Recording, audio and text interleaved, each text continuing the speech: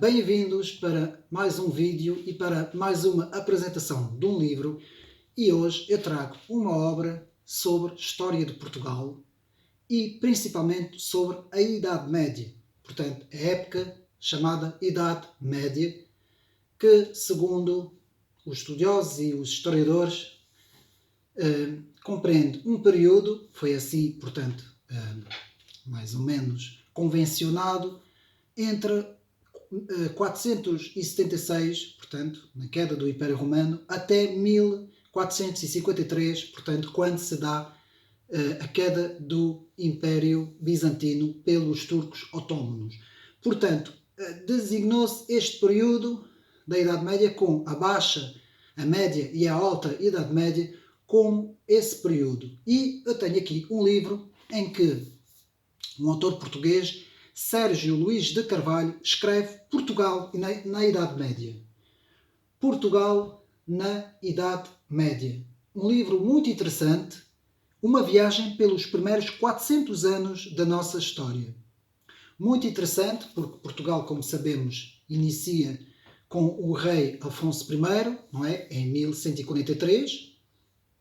Mais ou menos por esse período, o autor vai fazer uma retrospectiva de 400 anos, não é? Apanhando essa parte, estes séculos importantíssimos que prefazem, portanto, a Idade Média. E este autor, que, portanto, Sérgio Luís de Carvalho, portanto, que é português, licenciado em História e mestre em História Medieval, com várias publicações, portanto, do mesmo período, não é? Entre outros, Anno Domini, que teve vários prémios, e uma série de outras obras, As Honras de Monsa Cruz, O El Rei Pastor, portanto, uma série Os Peregrinos, O Destino do Capitão Blanc, O Exílio do Último Liberal, O Segredo da Bancarrota, A Última Noite em Lisboa, e vários livros sobre reis, não é? Algumas obras. Portanto, é um autor que, de facto, é especializado na Idade Média, e o livro é bastante interessante porque foca-se mesmo neste período, enquanto que os livros normais, normalmente, escritos num volume ou em vários volumes, normalmente fazem a história toda de Portugal, não é? Como eu tenho aqui apresentado nos meus vídeos. Este não, este foca-se principalmente na Idade Média. E o livro, que foi escrito em 2020, outubro de 2020, é muito interessante e podemos analisar rapidamente o conteúdo. Portanto, temos uma introdução. O primeiro ponto, que é o que foi a Idade Média, uma explicação do autor com base em documentos e fontes, não é? Históricas. Depois temos o primeiro ponto, o primeiro capítulo, Muralhas e Matagais, a apresentação do reino. O segundo ponto, os portugueses, a sociedade e agentes. Terceiro ponto, ordenar e obedecer, o rei e o poder. O quarto ponto, do sol a sol, o trabalho e os ofícios. No quinto piso, nem só de pão, a religiosidade e a cultura. No sexto piso, curar e cuidar, a saúde e a assistência. No sétimo piso, do berço à tomba, o cotidiano e as diversões. O oitavo piso, amores e desamores, a intimidade e os afetos. E, por fim, a conclusão e depois uma breve cronologia da Idade Média, do período da Idade Média, e a bibliografia sumária. Portanto, este livro é bastante interessante. Porquê? Porque foca-se neste período. E, como nós sabemos, há uma vaga ideia do que foi a Idade Média, também por causa do ensino. O ensino escolar e universitário, muitas vezes, principalmente o escolar, não é? O ensino básico e secundário, principalmente o secundário, apresentam uma visão da Idade Média como um período obscuro, como um período sem produção, como um período que não teve qualidade, um período que era um período em que não havia, portanto, não havia solidariedade entre as pessoas, um período em que reis e senhores e clero reinavam e depois o povo quase que morria ali subjugado por esses poderes. É assim que toda a Idade Média é apresentada nas escolas. E é por isso é que eu luto contra esta visão, apresentando aqui uma série de livros. E o mais engraçado e o mais interessante é que enquanto as escolas apresentam esta visão, saem várias publicações em revistas, muitas publicações em revistas, em revistas de história, e também muita literatura, livros, que dizem precisamente o contrário. Portanto, há, de facto, uma visão paralela à visão do ensino, que é a visão das publicações, que praticamente nos apresentam o contrário. A Idade Média foi um período de riquíssima cultura. Atenção, riquíssima cultura em vários aspectos. E nem sempre foi igual aos períodos da Idade Média, porque a Idade Média prefaz, como sabemos, vários séculos. Ela vai da Baixa Idade Média à Alta Idade Média, passando pela Idade Média mesmo central, não é? Em que nós temos várias épocas. Temos a saída da patrística, com uma série de obras traduzidas, não é? Principalmente obras gregas que foram escritas e romanas também, não é? Principalmente as gregas clássicas. Depois temos, portanto, no século VIII e século IX, o apogeu, principalmente no reinado de Carlos Magno, o rei francês Carlos Magno, que conseguiu criar um género de uma organização de ensino quase sem igual em todo o mundo por essa altura. Portanto, um ensino muito forte, uma cultura muito forte. Este rei e depois mais alguns reis para a frente apostaram bastante, portanto, no ensino, na importância do ensino. Portanto, esta história de dizermos que na Idade Média só os ricos e abastados é que podiam ter acesso ao estudo, não é bem assim. Era aqui uma situação, que isto é verdade, que era na questão das línguas. O latim era a língua oficial por essas alturas. E, muitas das vezes, quem tinha acesso ao latim era os que estudavam latim, que era praticamente a classe do clero. Mas isso dava-se porquê? Porque os mais instruídos eram o clero. E não podemos deixar de esquecer que no V século, quando se dão as invasões bárbaros, e quando, IV e V século, quando se dá, portanto, a queda do Império Romano, toda a cultura helénica e romana e cristã foi, digamos assim, preservada, a maior parte das vezes, pelo clero. Foram os monges, foram os mosteiros que preservaram esse conhecimento e muitas vezes não se fala dessa parte.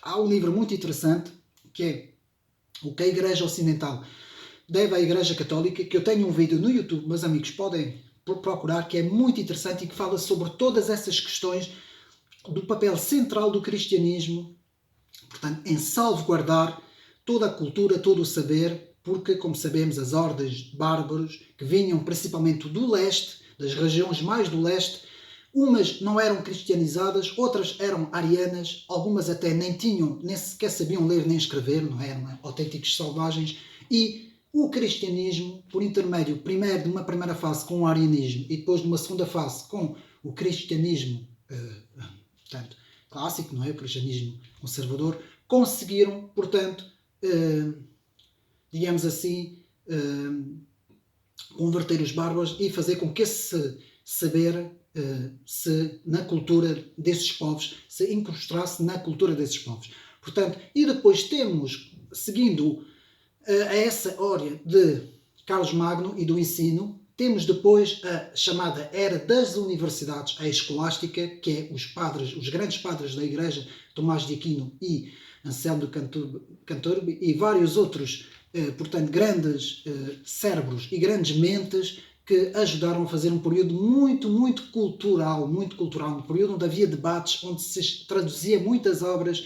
Não havia imprensa ainda, não é, que nasce em 1455, com Gutenberg, mas havia muita cópia, havia os chamados copistas, havia muita gente que copiava os antigos textos clássicos e que, portanto, ajudaram a preservar, digamos assim, o saber, não é, por essa altura.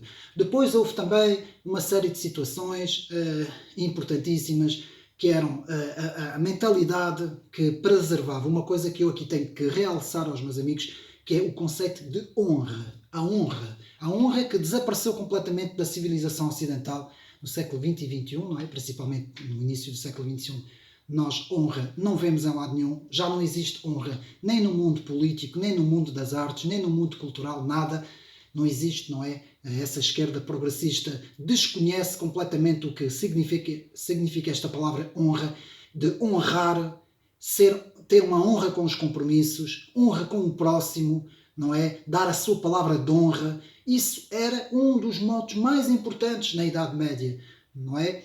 Os reis, o clero, as cortes, portanto, a nobreza e vários chefes de vários clãs da nobreza, não é? Muita gente tem uma ideia muito negativa do que era, portanto, a nobreza, e isto é um erro, não é? É um erro que depois vai se repetindo na escola e que depois cria conceitos e clichés que ficam memorizados nos alunos, não é? Que depois fazem uma ideia das coisas completamente erradas, não é? Antes, pelo contrário, nós tivemos muito mais mortes em revoluções como a Revolução Comunista de 1917 e depois todo o trajeto comunista, não é? De Stalin e de Lenin por aí fora. Tivemos muito mais mortes no século XX, na Revolução Francesa. A Revolução Francesa foi uma coisa terrível a nível portanto, de assassinatos mesmo, não é? Assassinatos porque portanto, as pessoas eram executadas, não é? Mas eram assassinatos. E isso não se fala, branqueia-se completamente. A Revolução foi uma coisa magnífica, não é? Pronto. E depois, o que é que se faz? Denegrir-se completamente a Idade Média. E este livro aqui é de facto fantástico porque nos mostra o dia a dia, mostra-nos a cultura, mostra-nos os hábitos, os valores, como eu falei, a honra, a humildade, como eram os cavaleiros, como eram a corte, como é que os homens eram em relação às mulheres. Atenção, havia uma forma de se dar do respeito, que hoje não há, hoje não existe, hoje a mulher não é respeitada, não é? Longe disso, não é? E os principais, não vou aqui dizer para não haver problemas com os vídeos, mas os meus amigos sabem bem quem são os principais que fazem com que isto aconteça, não é? Mas nesse tempo era fantástico, havia o senhor se punha de joelhos, não é? Estendia a mão, não é? Para neste caso, para a donzela, não é? Havia algo de mágico, era mágico. E, atenção, as escrituras sagradas, a Bíblia, teve uma importância fulcral para moldar o pensamento da Idade Média, para criar, portanto, nós temos as ordens mendicantes, não é? Que foi por causa das escrituras, não é? Ao fim e ao cabo, que essas ordens existiram, apareceram e pregaram para os pobres e os humildes, não é? Os dominicanos, os franciscanos, muito antes houve outras ordens mendicantes muito importantes, não é? Os colonicenses por aí fora, e tudo isso aspirava a uma moral, a princípios e valores que só existiram na Idade Média, que em parte nos séculos XV, XVI, XVII a aristocracia ainda preservou um pouco, mas que depois se foi perdendo com a chegada da burguesia liberal e todas essas grandes revoluções, não é, que tivemos no século XVIII, XIX e XX e por aí fora, e tudo isso se perdeu. E de facto uma viagem pela Idade Média para compreender como era de facto o pensamento destes homens que viveram no passado. Este livro eu recomendo, portanto, ele está aí à venda, recomendo a sua leitura para ter mais conhecimento sobre esta época.